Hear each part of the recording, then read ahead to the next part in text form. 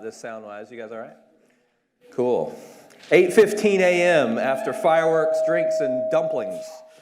So if any of you had the same experience I did, I had a great time last night, and thank you so much for your energy and your focus during my talk about Alvin and Ailey. I felt a really great vibe from you guys, and it was an honor to talk in front of a group of lighting designers and theater people alike, so I appreciate that. So this morning we're going to talk about something completely different. Alvin Ailey American Dance Theater, as you heard yesterday, extremely important part of my world, my life, my career. But ultimately, about a decade after I started working in New York, I decided that there was another voice inside. There was this thing burning inside of me, if you will, that I couldn't ignore, and that was ultimately to do some other things in lighting design that I thought would be of interest to me. Dance, of course, still my core place. It's still my springboard. It's still that thing that I always refer back to. Right? I always go home. Ultimately, when I think about lighting, I always go back to dance for my inspiration. Ultimately, because it's the thing that is my core. But I wanted to do some other projects, and lighting is such a wonderful medium that allows us ultimately to expand on that and take what you're doing in one genre and translate it to another. So ultimately, I took that idea of hybrid design, that idea of cross-pollination of genres, and I created a company. And just like any young lighting designer, the company was me, right? It was me and a business card and an idea and a dream. And ultimately, it became an opportunity for me to express my voice and light on some other things. Over the last 10 years, the company has grown to do a number of different kinds of projects around the world. We don't focus on one thing.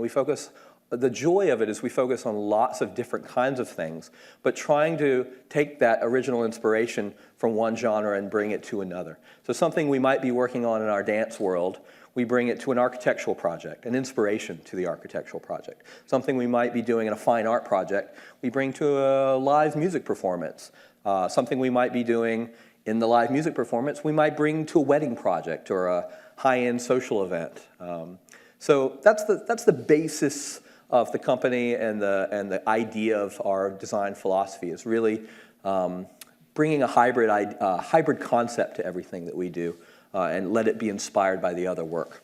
So this morning, the way we're going to structure it is I'm going to share with you a lot of projects, kind of give you a little sneak peek inside of some of these projects that we do. There's a vast range of kinds of things. But that's the thing that I love. I love in a single week literally working on projects that range everywhere from architecture to music to dance to theater.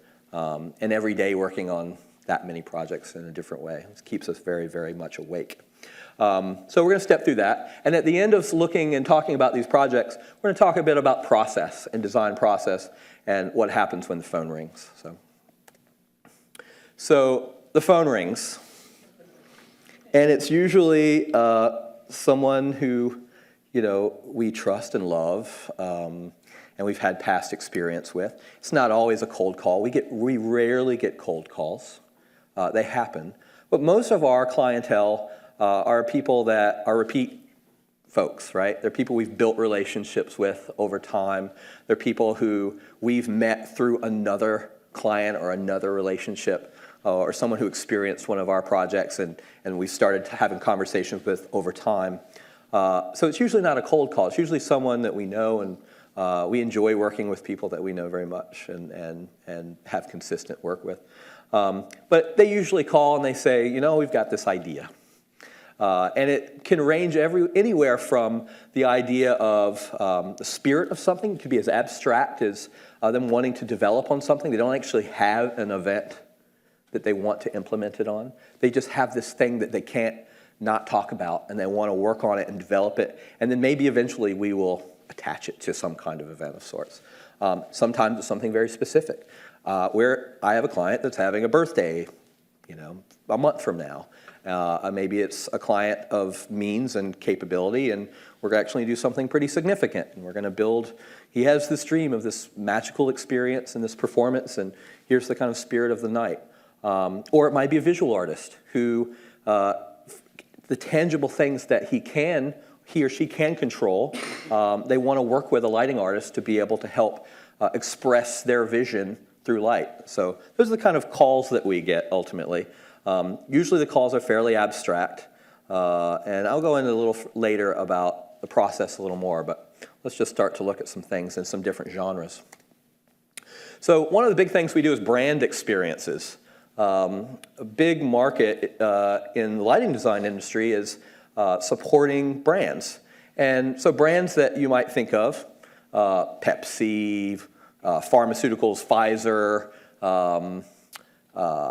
cars, Toyota, Lamborghini, all these are brands, right? And when you think of brand management or brand development, generally we think of their logo, right? Their Facebook page. Maybe a little bit about the culture. When you think of a company like ETC, I think all of us think about the culture of ETC goes right along with what their brand is. What we do as lighting designers often, we're brought in to extend that brand to some kind of live experience usually. And that live experience could be anything from a new product rollout, right? That they're showing the world through a press conference, or a sales meeting or a team meeting where it's just internal employees of that particular brand, and they're trying to educate potentially their employees on their products. Or it could be, a celebration of something, a milestone. So brand events are actually quite fun because you can take a brand and actually use and then be inspired by the culture of that brand.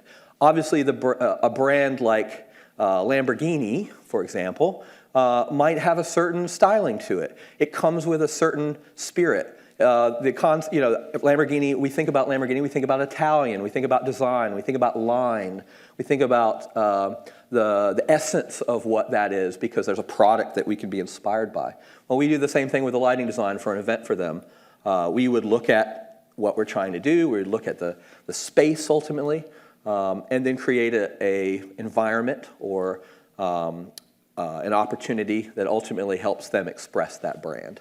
I think one of the first projects I'm going to show you here was we got the call by an event producer that we work with often that there was going to be a brand experience for Samsung. And it was for one of the new phones. There was part of the worldwide opportunity of selling or expressing this new product to the world, right? So one of the locations was in New York City. At the same time, they were launching a music initiative between a partnership with Samsung and this event producer called Vice Media. And so one of the things they wanted to do was create the environment for the guests. It's going to be a large musical event party on a pier outside in New York City. And the experience was going to be the guests would come to the pier. They would walk along the pier to be able to get towards the end of the pier. The process of walking through the pier, there was experiences with the phones or with the products that you could actually tangibly enjoy. And then when you got to the end of the pier, there was food and bar and a live music performance by some very high-end DJs.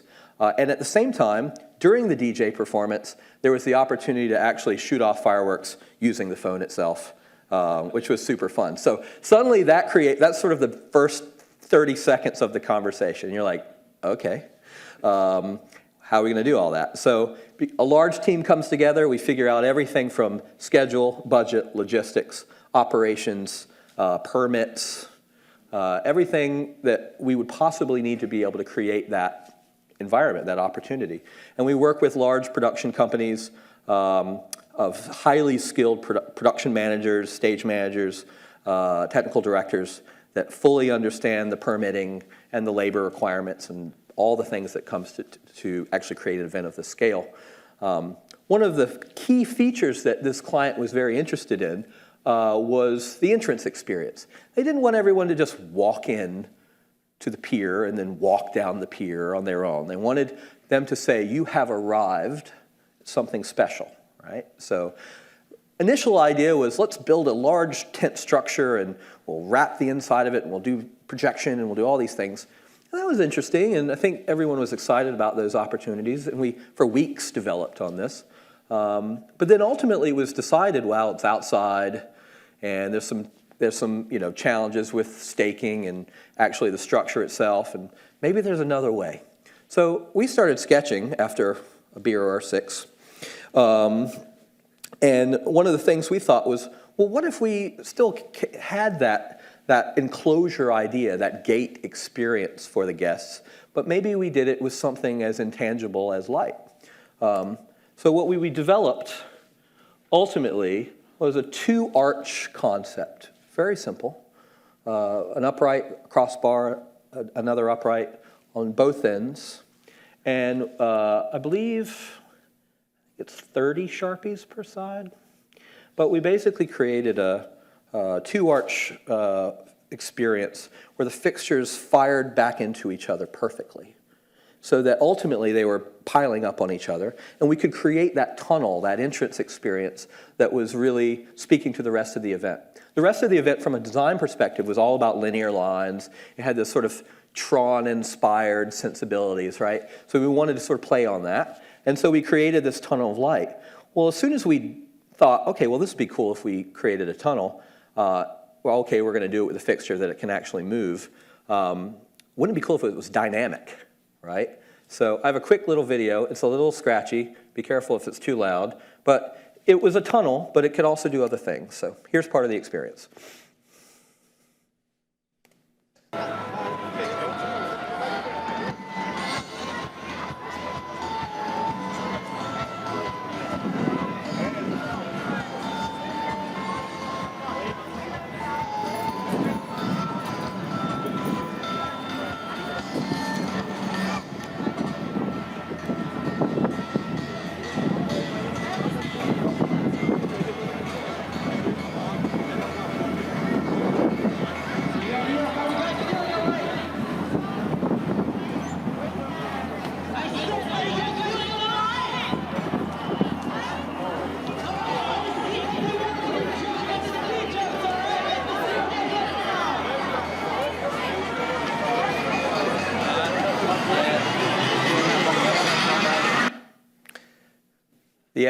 The FAA loves me.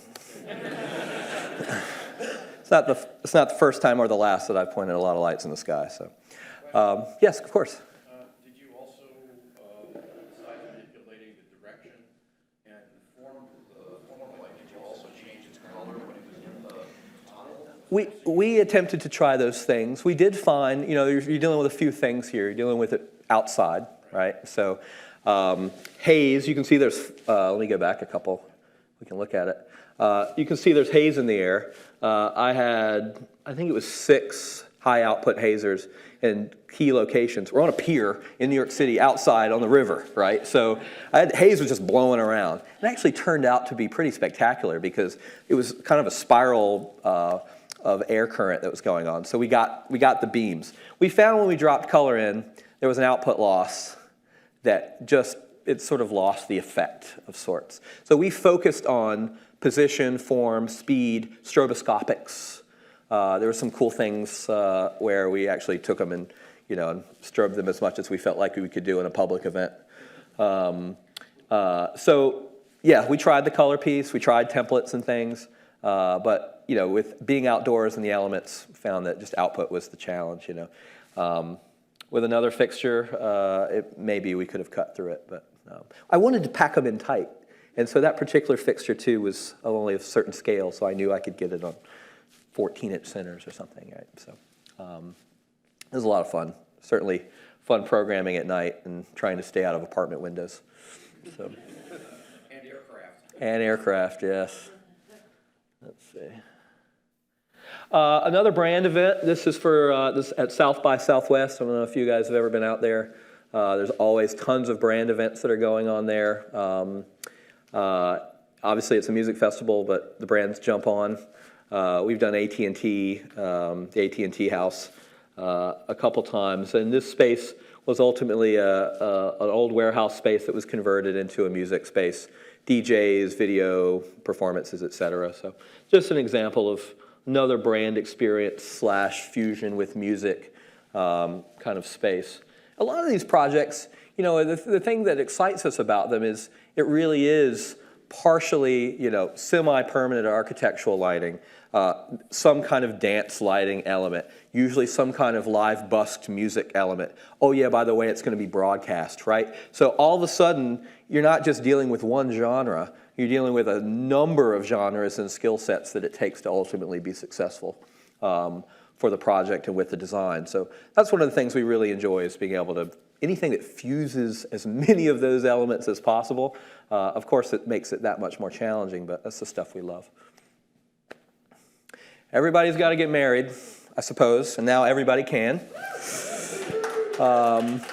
So weddings, right? So it's a piece of the business. It's a piece of opportunity. We have a great relationship with a number of the world's top wedding designers. We've created some amazing things over the years for some of our clients. And some clients, let's be real, can do more than others, right? And so not every wedding has a lighting designer or a lighting design team or a project that literally the lighting designer is working on for 6 months prior to your wedding. Some of these projects are unique, and it's certainly things that are as complex as a large permanent installation project that ultimately are there for a number of hours, ultimately, in the end. So a couple examples of recent wedding projects. This was the ceremony space, in a very large space at the Park Avenue Armory. Of course, completely custom draped, custom fabric, custom floral, custom floor, floating trees in space. Fairly simple design, but elegant. The floating circle that you see on the floor, ultimately the idea, there was a downlight on this hanging chuppah, and it's all green leaves. And the picture doesn't actually give it all the detail, but I really just wanted a downlight on that floral piece. And so with an irised fixture, we irised down to it, made it sort of focused almost perfectly to the top. But I found that there was nothing I could do to get rid of this halo that was on the floor without irising it even more. And then I realized that I loved the halo. And it actually became one of the most interesting pieces of this whole ceremony experience that gave it that moment of magic that we hadn't planned for. And so some of those things you can literally work on for half of a year, and the most magical moments happen at the very last moment. So you just have to be free to be able to see them and accept them. Yeah. Can you just tell them a quick context of what the Park Avenue Armory is? Yes, of course. The Park Avenue Armory is a space large enough for tanks to drive into. It literally was built ultimately as a military armory for military equipment. It is in actually in the Upper East Side of Manhattan, and it is a New York City block structure.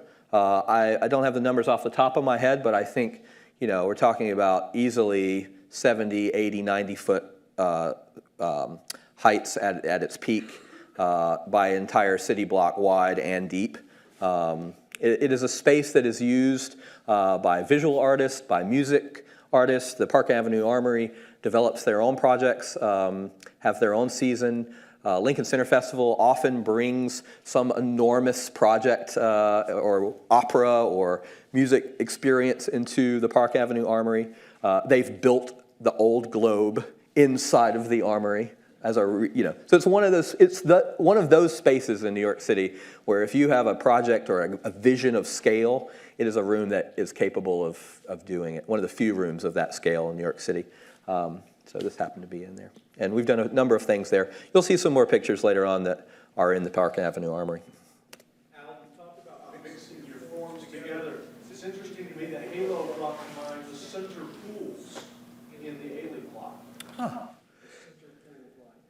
He was saying the center pools, the halo here inspired the center pools of Alvin Ailey. Sure, it absolutely, there's a balance of the stage that happens in Alvin Ailey, especially at the beginning, and that experience of a pool with a lone group at center, having feelings and feeling something. I think probably subconsciously that came about. A wedding is a similar experience, a central space, a central visual idea. So not something that I necessarily had in my head, but absolutely a great observation. So same event on the outside of the ceremony tent and a cocktail experience. It was all black. So you went from this very white, beautiful, cloud-like space into this transition space, ultimately for a cocktail event. And then the next space, actually, here's another photograph of the cocktail experience. Very simple, very chic, black carpet, black everything, except for the fabrics of the two spaces on either side of it, and white birch trees, simply uplit in white.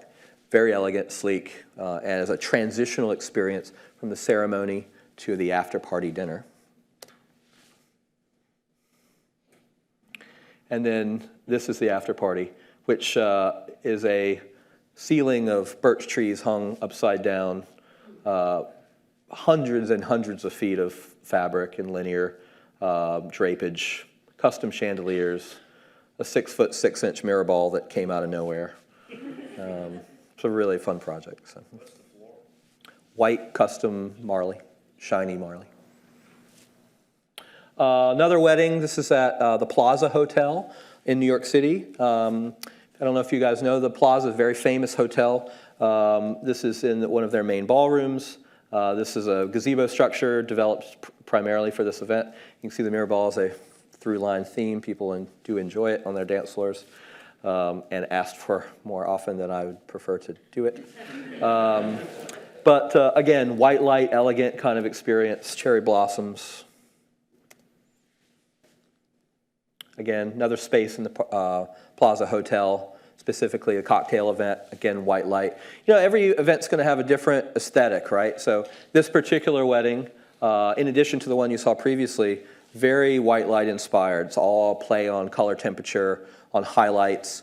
The color experience from the decor designer, Mr. David Mon, who, in my opinion, is one of the greatest event designers there is.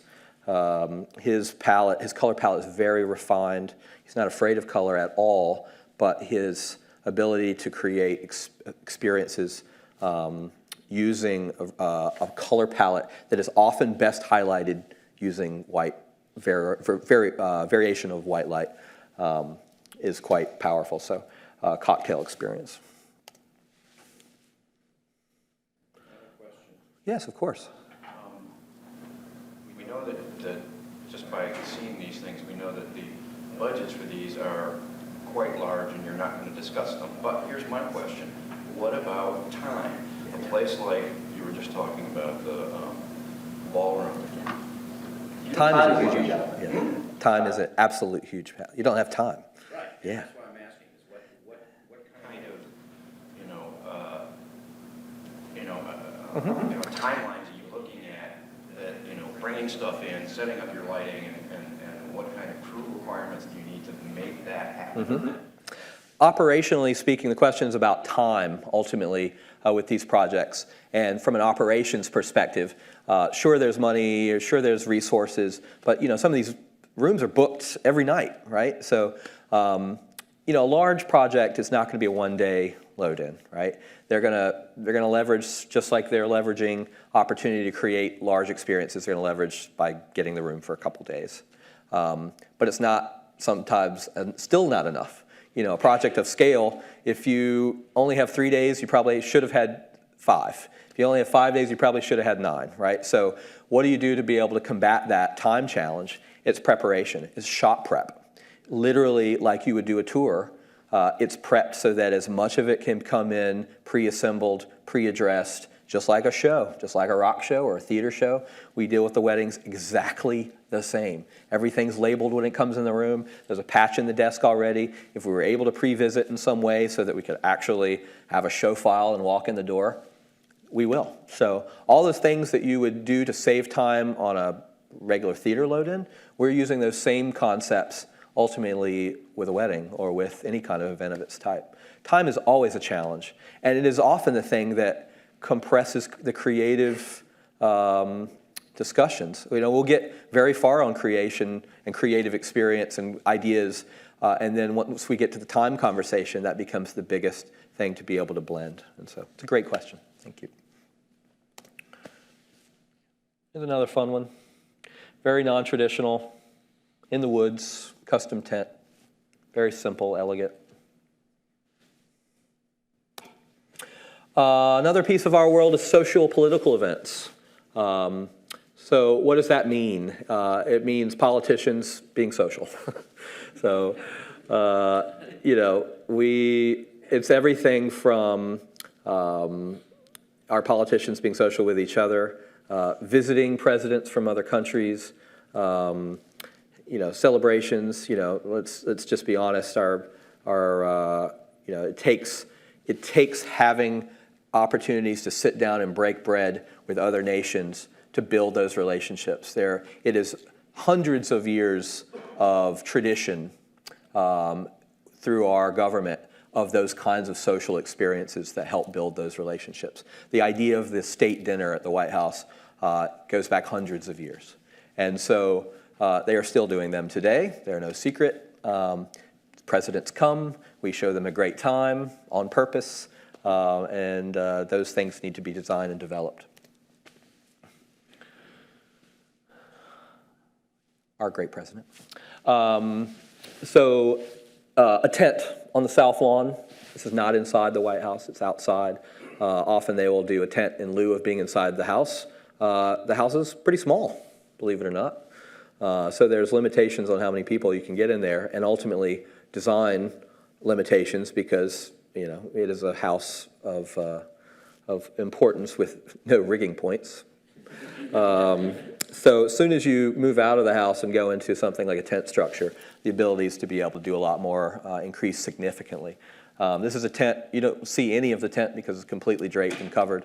But this is for a recent visit by the French president. Just another zoomed out shot of that state dinner. Of course, there are performances during these dinners. Mary J. Blige was the entertainment for this last French visit. A huge piece of it is making everyone look good, feel good, be in an environment that they're comfortable in. So it's always fun to create these experiences around the envelope, around the guests, but still have the table experience be warm and inviting as much as you can. This is the state dining room inside of the White House. This is a visit from Chinese president a few years ago. Something much smaller, a small entertainment for a private event for the president, and you might recognize the painting. Again, another state dinner. This is for the president of South Korea. This is in the East Room.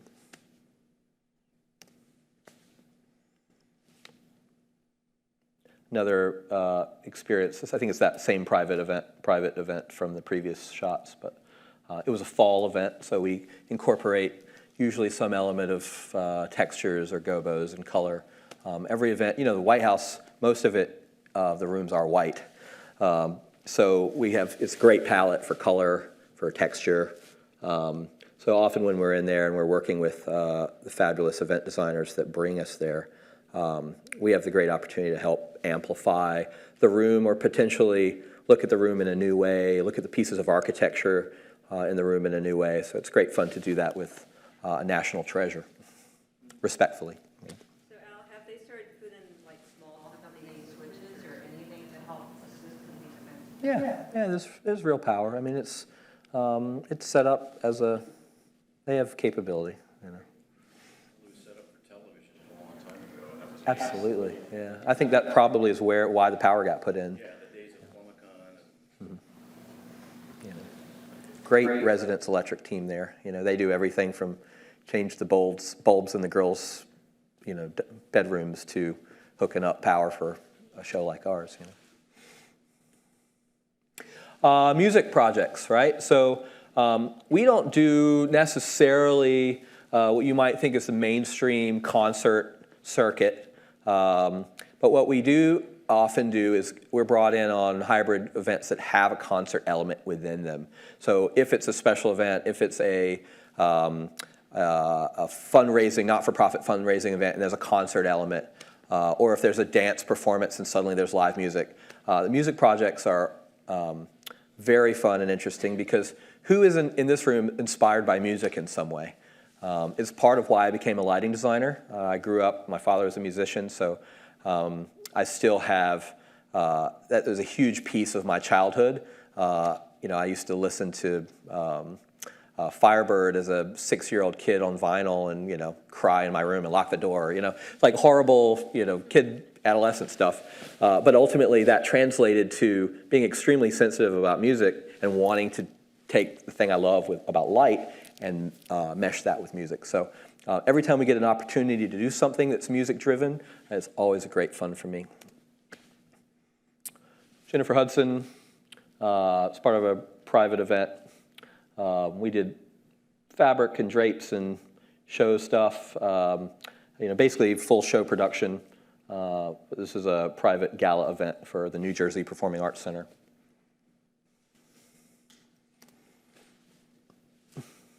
This is In Vogue, if you guys remember her or them. This was fun. There's a wall of LED moving lights.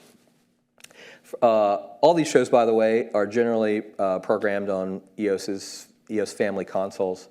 This was the first show. I brought this up in my slide today because it was the first time I ever tried to put a pixel map and drop pan and tilt into a pixel map with this kind of wall. If you've never done that and you're looking for cool effects, try putting pan and tilt into a pixel map. Super fun. Thank you, Zach, if you're listening. This was a company called Classic Albums Live. Some of you may know around the nation. They probably go into some of your theaters.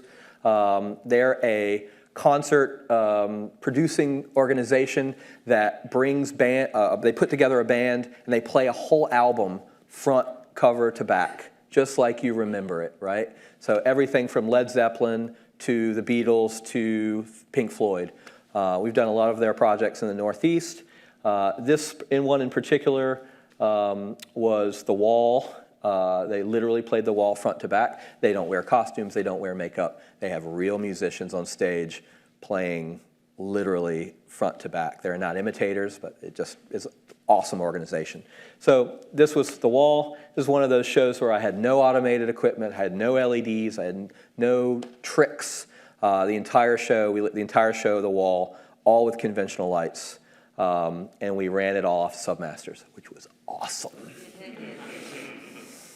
And Zach and I ran it together, which if you've ever busked a live show with 2 people, that is super fun because there's a trust element involved.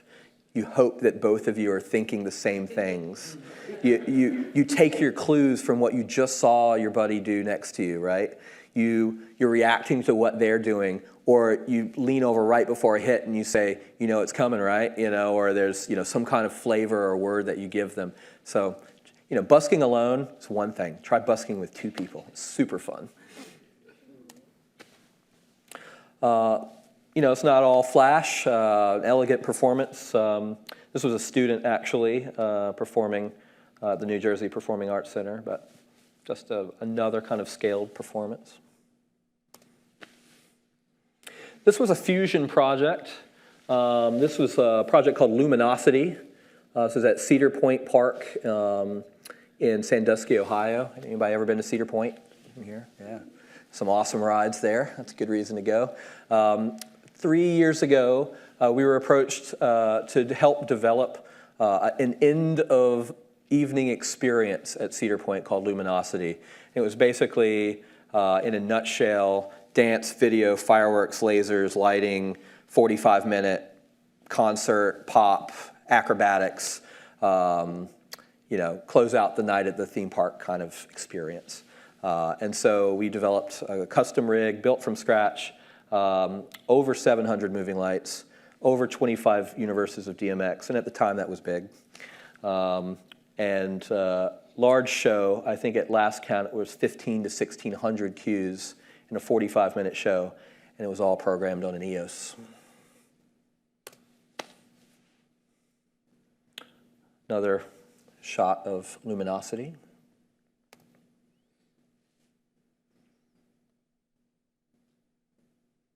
By the way, it was outdoors, right? So here we are again with 20-some hazers in strategic locations. And if anyone, you guys know Sandusky, it's right on the lake, right? So you could have this amazing looking shot, right? The haze is like perfect, and you've got 500 moving lights all pointed downstage, and then all of a sudden, in an instant, the haze is gone.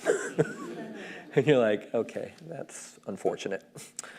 On to something completely different.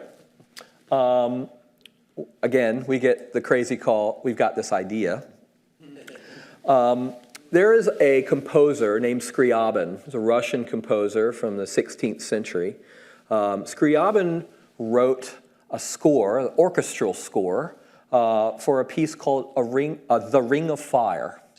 And The Ring of Fire is a project that he wrote, and ultimately, there's an orchestral score, there's a piano, a very strong piano element, but there was a line written for light. And Scriabin at the time felt like he could hear light. When he heard a tone, he saw a color. And so he decided, okay, well, at the time people thought he was crazy, that they created, it was a disease that people who could hear light had. But he turned it to his advantage and wrote this piece, A Ring of Fire, and actually wrote a line for what he called the light organ. And the light organ, basically, like you would think of an organ, had a treble line, which would be the top end where you would hear the pipes, and would have a bass line, which would be the pedals on a large organ. And it's written in regular musical notation, like you would see a piano score. The New Jersey Performing Arts Center decided that they wanted to produce the Ring of Fire. And so we were commissioned to come in and develop a concept and idea and ultimately perform this concerto for full orchestra and light organ. And so what we did was decide, what is the treble tone? What does that mean? What is the visual vocabulary of that? And what is the bass tone? And what is the visual vocabulary of that? So ultimately what we did is we created an environment around the orchestra. And the orchestra is fairly sensitive about color and light in their eyes. So we had some operational and logistic challenges that we needed to navigate, if you will. I'm sure all of you that have orchestras in your hometowns understand this significantly as the lighting folks in those houses, right? So I needed to do something that, was not going to make the first violinist hate me. She still hated me. So I came up with an idea to ultimately hang some scenic panels that were hanging in this space within this acoustic environment. I'll show you a photo in a moment. But then light those scenic pieces as what I considered the treble line, and then do full color washes on the orchestra themselves, a soft color wash everywhere as considered the bass line. And we, with not a lot of fixtures, we were able to focus, actually we had series, first version lusters focused on these floating discs, and what did we use? Celador, 12-inch Celador strip lights washing the rest of the orchestra as the bass line. And so ultimately, we mapped the colors by writing on an ion. We wrote color palettes specifically for all the colors that Scriabin called out in his score. He said that C is red, and he talked about not just in his narrative, in his love note, right? He wrote, C is red, and I'm paraphrasing, but rich like blood and wine, right? Or something kind of went into a little more of a descriptive narrative to be able to tell me what he meant by red. Yellow, blue, magenta, orange, green, as you can see as we go across the keyboard. And then on the, there were tints and tones on the flats and sharps. And so he gave us all the information we needed to be able to translate this really successfully. So on the bass line, I basically created 2 sets of palettes, a set of palettes for the treble side and a set of palettes for the bass line. And I, through a series of macros, allowed every time I would hit C on treble, the discs would turn that red. And every time I hit D on the bass, the stage would go yellow.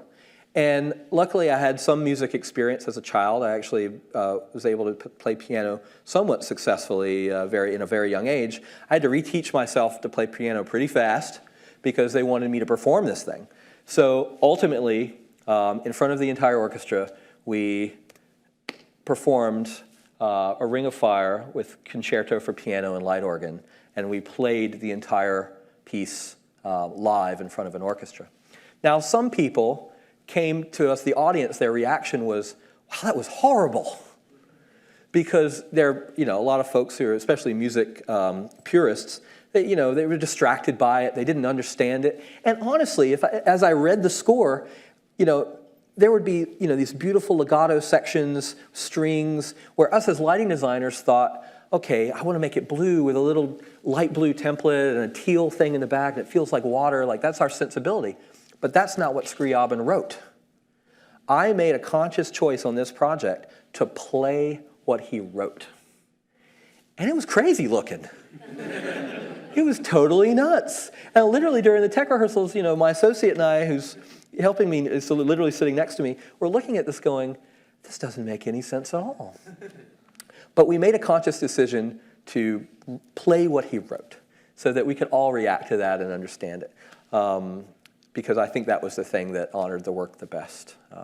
And so there was a great dialogue about that. We did it in a few cities. It had a little tour. And so all the music theorists, some folks really loved it, or some people would hate it, but then they would be like, but I understand why you did it that way, but I don't get it. And if you go back and read about Scriabin, he wanted to drive you crazy, and it was successful. So. This is a Georgia on My Mind at the Venetian Hotel in Las Vegas. Recent project this past fall. It was a tribute to the great Ray Charles.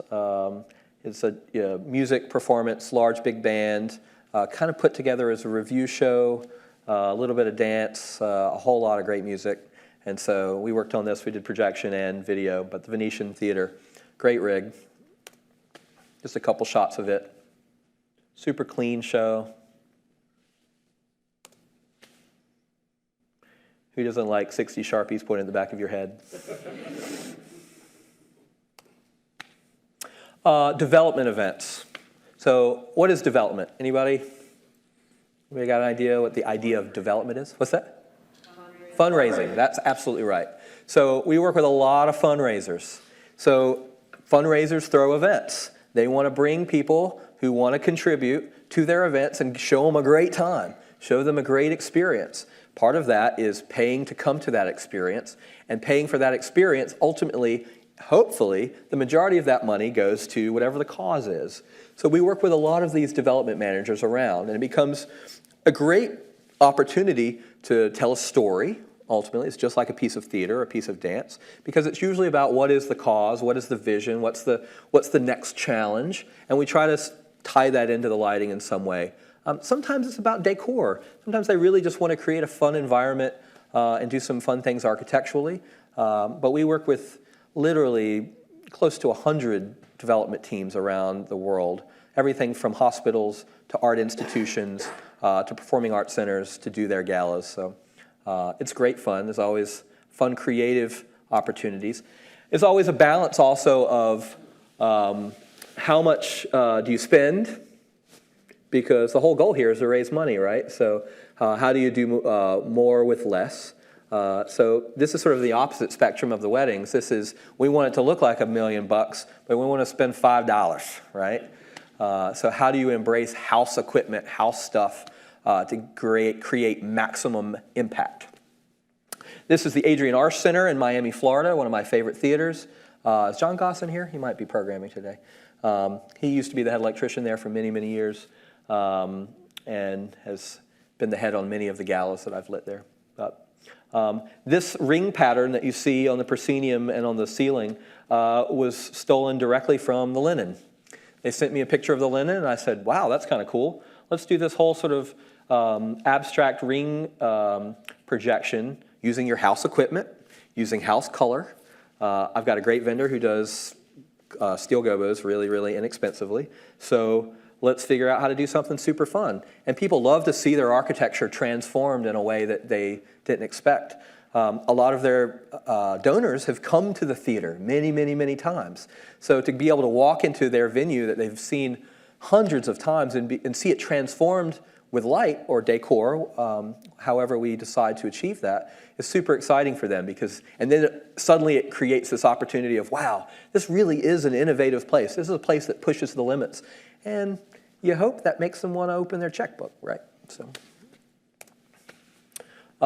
this is another photo of a recent Arsht event, the same event I just showed you in the previous photo, just closer to the stage. Again, a custom chandelier made from fairly inexpensive things. Room washes, there's a stage on one end where this was a performance by Barry Manilow. So again, in this event, there's an architectural element. There is a dinner experience, which is a sit-down experience.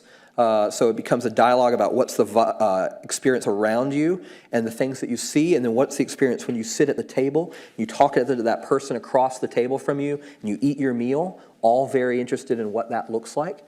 Then there's a performance there by Barry Manilow on the stage. So what does the lighting look like? What's the concert lighting element? How do we fit that into a stage that's shifted way upstage in a non-traditional part of the performance space?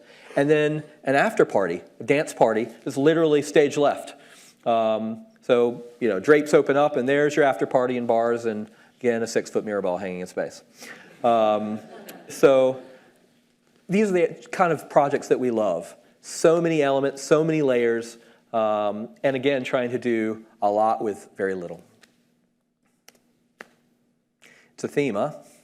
Alvin Ailey party in a tent. This is a classic century-style tent. This is a party celebrating 20 years of Miss Jamison being the artistic director. A different kind of tent. This is more of a circus-style tent, utilizing the poles as rigging points and a large truss structure. Texture, color, movement. These are things that are just fun for celebratory events that we try to employ. Something a little more elegant, again, a lobby event in a performing arts center. Utilized some custom light-up sculptures, some uplight on columns using some wireless technology, a little bit of template downlight just to give it a vibe. Fashion, huge piece of our business.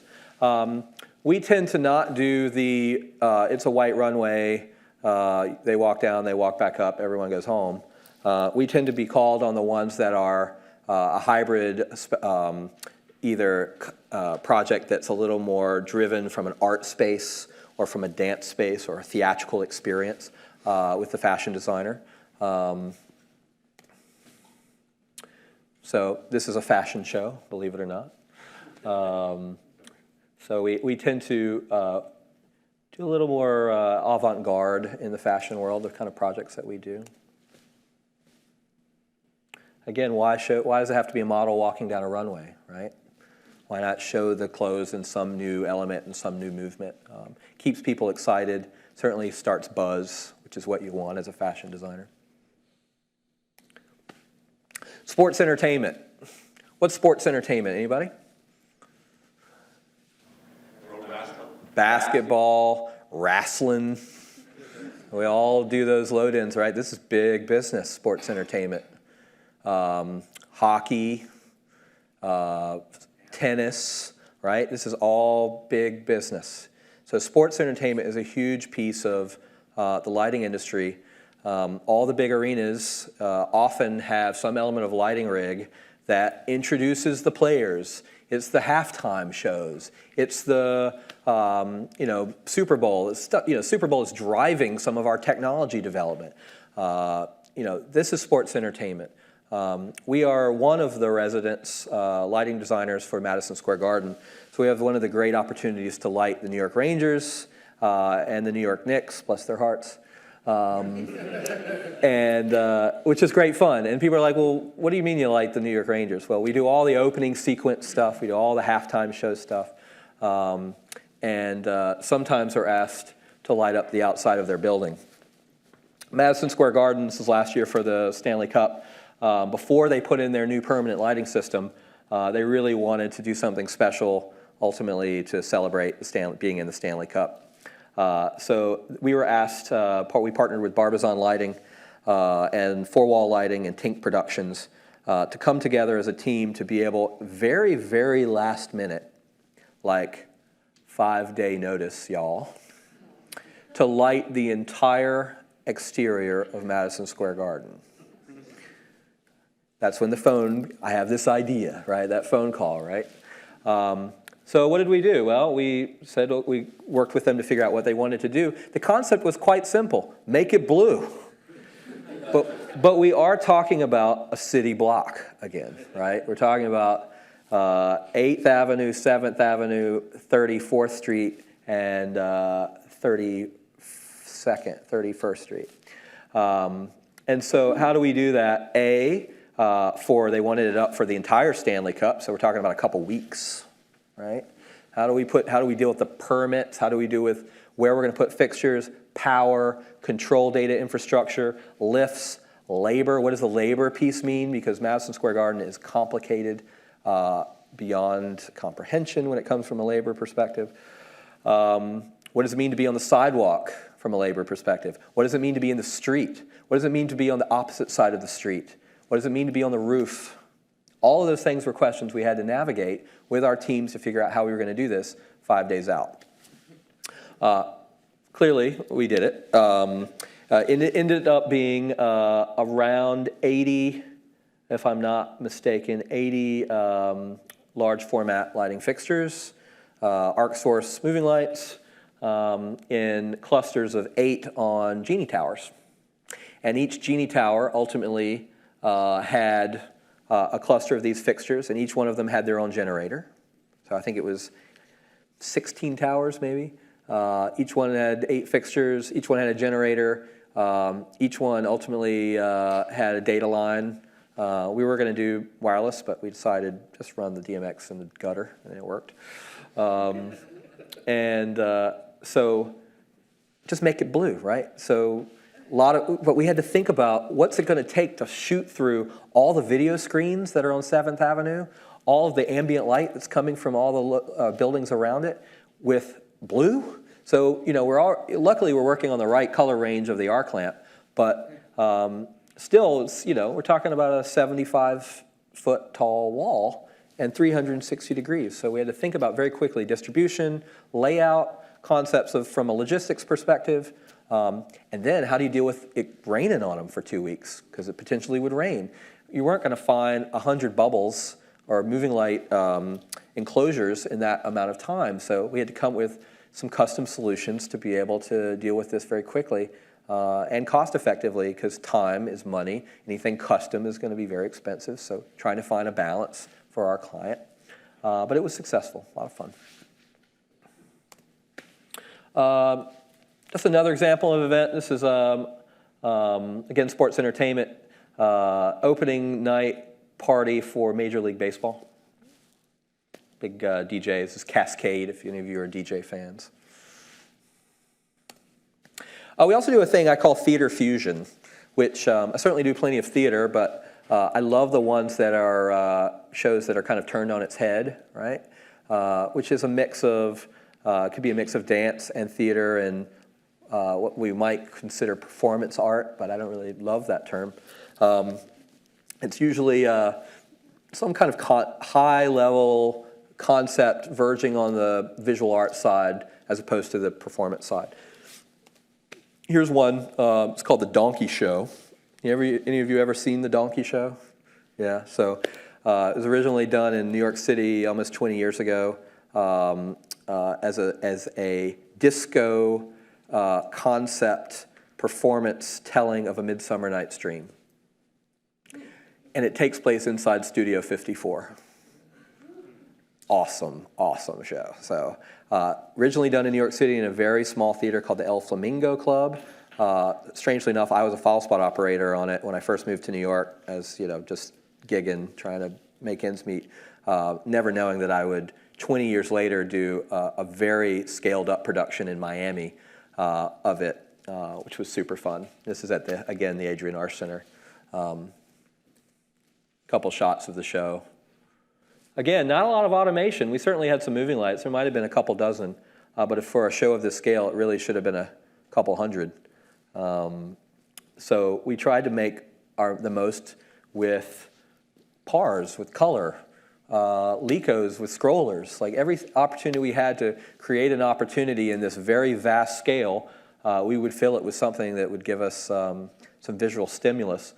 We did. We didn't have LED downlights at our disposal, but we did a grid pattern pointed straight down with scrollers that we ultimately put into a pixel map into the EOS, right? So it was sort of poor man's LED wall, very poor man LED wall, but it still gave us lots of opportunity. It was super fun.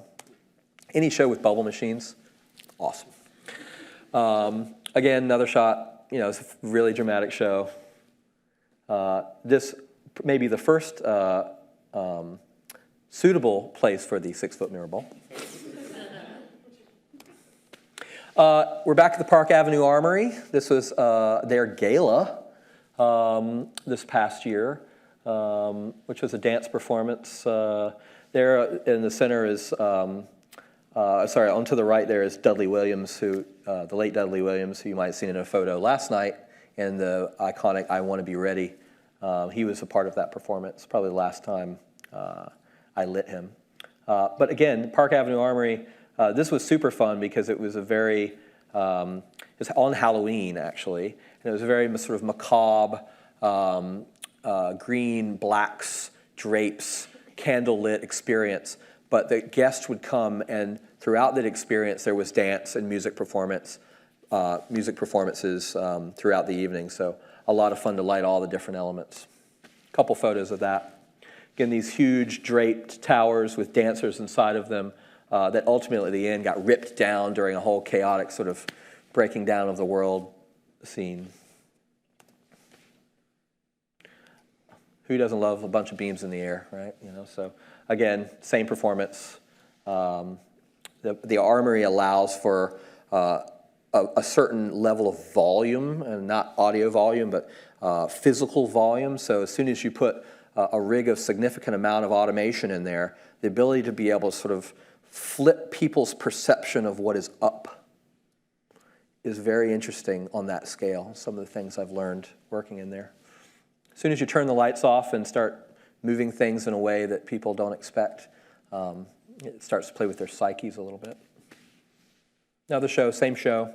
There's a choir, there was dancers, there's 100 dancers. There was a choir of, this was one section of the choir that wrapped around the entire space. ETC multipars. Renee Robinson, one of the final images. Those are the flakes at the end. It's supposed to be like ash falling. Potato flakes. 99-cent bag of potato flakes from the grid. Yeah. Final image of the show. Again, we talked about dance yesterday. I won't go too much into the dance piece of this, ultimately because we did focus on it. But I think that some of the things I will point out is, it's great to do dance in non-traditional spaces. That's one of my favorite things. Ailey Company finds their way into, lots of opera houses and classic performing arts centers around the world. But it is so fun to go somewhere where it's flipped on its head, right? I love going to all your beautiful theaters where there's a floor and there's great power and pipes and stagehands and everyone, does a great job. But ultimately, it's nice to go into places that are kind of a disaster, honestly. because it keeps it interesting. Or a place that may not have the traditional things that we expect, like a fly loft, or like a lot of power, or the classic lighting positions that we would all expect. So we love the opportunity when we get to go to places, where the backdrop is much better than any white scrim I could ever hang. And we embrace them, right? So we were asked to go to these places. Calvin Hunt used to tell me that, we fill the glass with our water, right? We don't change the glass. We form to the glass. So if we're in a theater where we have an opportunity to really embrace something and it makes sense for us to change the show in some way, we have the ability and the empowerment to do that. Of course, consistency is the thing we strive for. We're on tour, all those things. But in a place like this, when the Alvin Ailey American Dance Theater is asked to perform, the last thing you want to do is block that view, right? Or block the Acropolis behind you at the Herod Atticus Odeon, or block the beach, somewhere in Taormino, Italy.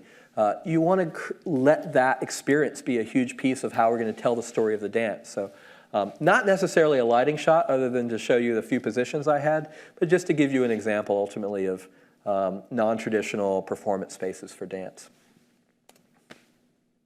So quick a little bit about process. Again, the phone calls come, and my reaction to we have this idea is usually, you want a what, right? I don't usually say it, but this might be what I'm thinking. My associates are there and they understand who, called in, and ultimately I'm writing Post-it notes to them like, a date and the scale of the show and the crazy idea, and they're passing the Post-it note around, right? So it's fun to get the idea, but again, you're excited at first, and then it starts to sink in that it's going to be a pretty interesting challenge, right? I'll show you just a little bit of process. Often after initial conversations, we'll get some element of drawing to react to. This is a project, actually it was last night, which is why it was very much right in the front of my email, so I thought I'd put it here. This was a special event for Inglewood Hospital. It was a gala event. At the bottom there, you'll see is a tent structure on the front of the New Jersey Performing Arts Center. There's some tables, there's some food stations and bars, so it gives me very sort of limited information about what we're going to have from a structural perspective and space. Then the audience, the guests go through the lobby into a lobby experience where again, there's some more bars and tables that are added and things. There are more elements to this event, but this is just for a sort of one piece and part of it. So we get this, we talk to the decor designer about color, we talk to about the idea of the event, we talk to them about, eventually about budget, right? It's not the first thing out of our mouth, but it's certainly something that needs to be discussed. We talk to them about time, right? Because time is a huge piece of this. We're going to have this the morning of this space, or 2 days out, or 4 days out? All those discussions happen, and we have at least the information to be able to start to develop a design. So then I get a hold of it, and it really is literally an X and O plot. I usually don't show these to folks, but I thought it was appropriate today. It's literally just me writing circles and squares and triangles on a page, right? It's X and O's. I'm going to do a ceiling wash with the green LEDs around the outside onto the ceiling. I'm going to jump over here so I can point it out. So I'm going to put some green LEDs on these are side walls of the tent. We're looking at it in plan view. I'm going to do green LEDs on the ceiling. These are chandeliers, so I need a practical circuit in these locations. I'm going to do 90-degree downlight templates to give me a little dapple down the middle of the room. I'm going to do some LED color force uplights on some drapes. I'm going to do 50-degree source fours on the sushi stations. On the bars here, again, 50 degrees on the bar stations. I'm going to have a couple pin spots because I know there's going to be some floral here, so I'm going to make sure I've got pin spots for those. There's some uprights on the tent, which I'm going to put 70-degree source fours. I'm going to put templates on them. Again, I'm trying to do it with as little gear as possible. So the 70-degree lenses, the 90-degree lenses, these are my go-to tools when I don't have a lot of resources. So once ETC developed these things, it immediately became part of my toolkit. As we come into the room, I know I've got an eye on, right? It's going to be in this area somewhere. As we go into the room, again, more source 4s lighting bars, template washes onto the ground. There's a floral here, so I know there's going to be some wireless LED on columns around the space. And this sketch plot ultimately gets sent to one of my associates, and they turn it into a beautiful drawing within seconds, it feels like, often.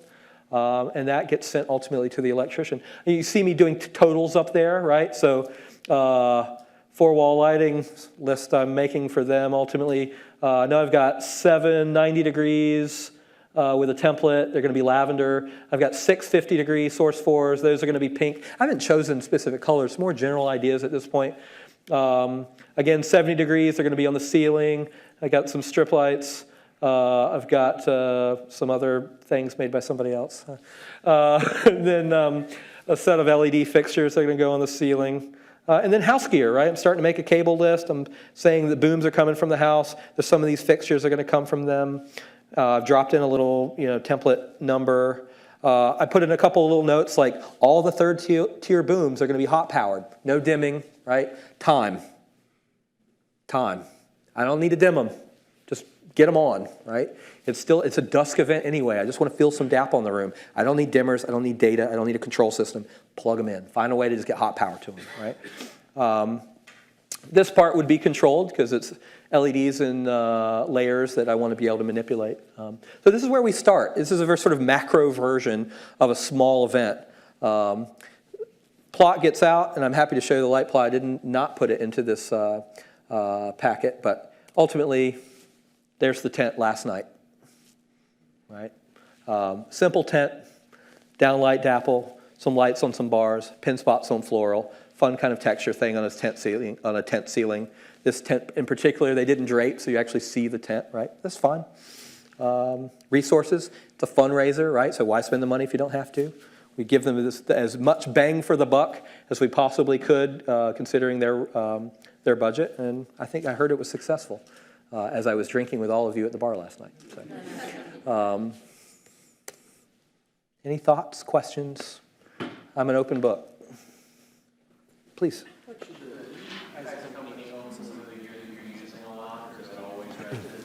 The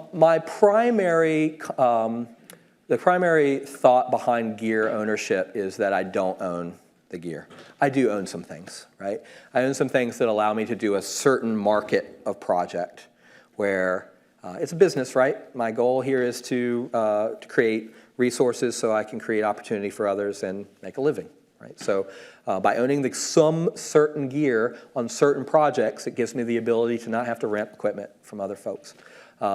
Beyond a certain scale of project, everything is rented, right? It's better from a logistics and operations perspective. It's better from a missings list after the show, insurance perspective. It's a big show, and so I need the support of the shop right behind me to know that this show is going to go up without a hitch. As soon as I own all the gear, I don't have the resources and the power of what comes with having a relationship with the shop on that particular production. So in general, I rent everything. On anything of scale, it's all rented. So, anybody else? Back there. How many associates and assistants do you have to help you balance this wide amount of work with Ailey?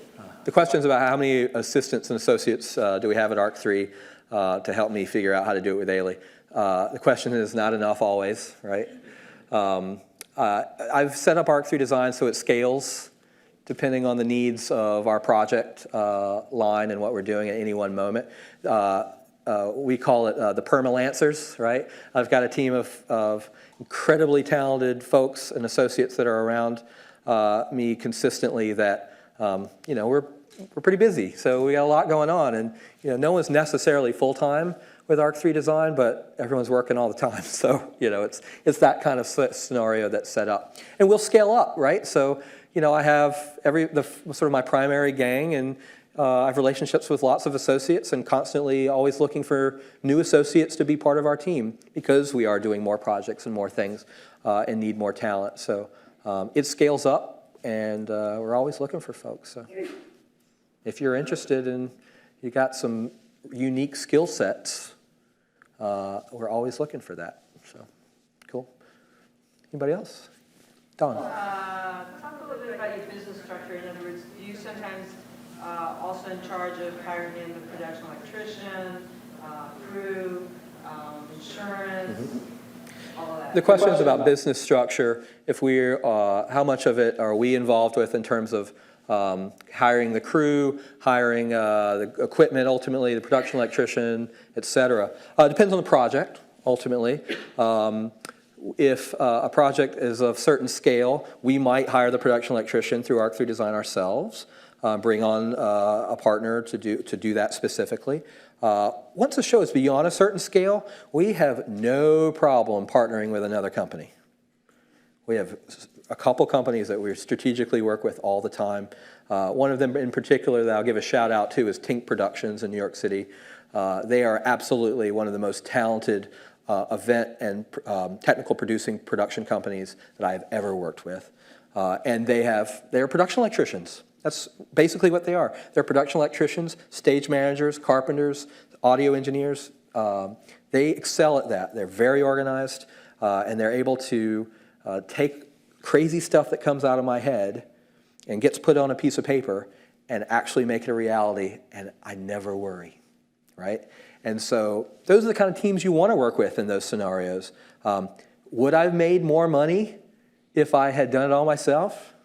Maybe, maybe not, because, you know, I don't have the resources internally to do that of that scale in the way I would want to do it, right? So partnerships are great. It's an incredible piece of our puzzle, and I find that when everybody wins, you're ultimately all going to get more opportunity. You're going to get the gig again next year. A huge piece of my business model is repeat projects, right?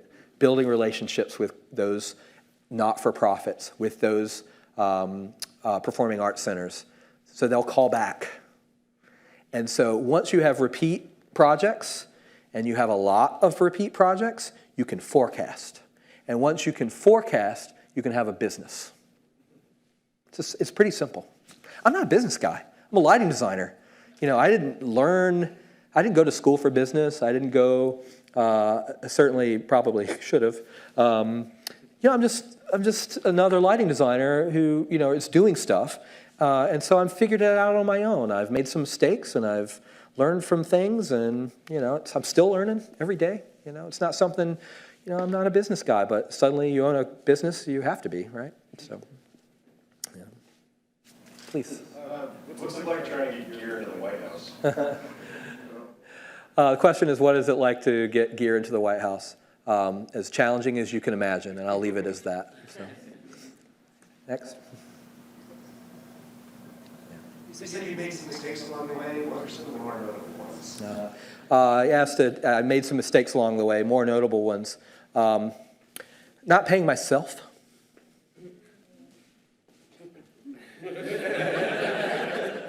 You know? Not to pat my own back, but I feel like I am generous to a fault sometimes. And I learned over time that I worked really hard on this project too, right? It's my company. The stress is on my shoulders of all these things that you see. But as a company, you're dealing with overhead, you're dealing with payroll, you're dealing with insurance. There's a lot beyond getting a lighting design fee and putting it in your pocket, right? So I kind of miss those days, to be honest with you, right? You just got the fee and you can go shopping or whatever. So, you know, it's the concept of now that it's a business, when you get a fee and it comes in, that it's not my money, right? I'm trying to get better about paying myself and watching out for myself, and it's good, you know. I deserve to get paid, I think, right? So look out for yourself, right? You know, and try to find that balance. Don't get me wrong, we have a great time, but honestly, the mistakes are about balance. I would say to all of you, yes, I'm doing a lot of work. Yes, I'm very busy. I would prefer to have a little more balance in my life. I would like to do more specific kinds of projects and spend more time with my wife, right? So I know your dream is to have more work than you could ever possibly imagine to complete right now. That was my dream too. And now my dream is to do the right work and have the right life. So, yeah. Does that answer your question? Okay. Anybody else? Kind of esoteric, but when you're doing some of these, like, outside of a hospital and things like that, where they might have exterior lighting that's doing things, do you get the opportunity to take control of that, turn it off? What kind of things do you do in that situation?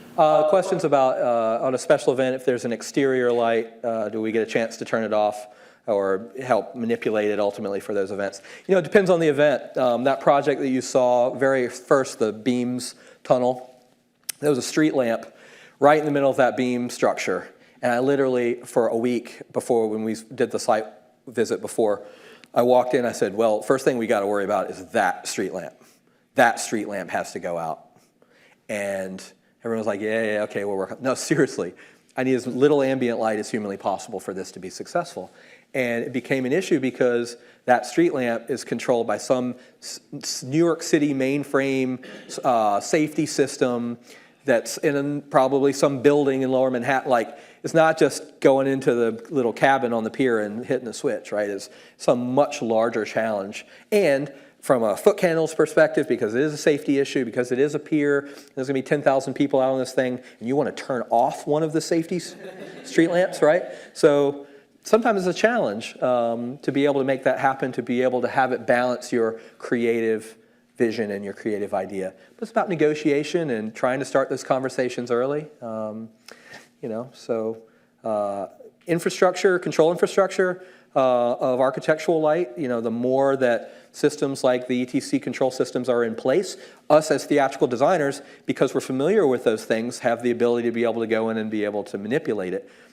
Previously, you know, the system is kind of on lockdown of sorts in some scenarios. So the buildings aren't thinking of the outside of the building as a theatrical element. It's just on, right? So they didn't put in the option to be able to dim it or turn it off. So as we progress and as new buildings are putting in systems that allow us to gain more control, we certainly take advantage of that. So, anybody else? Cool. Thank you so much. I really appreciate your time this morning and having me at ETC. So thank you again.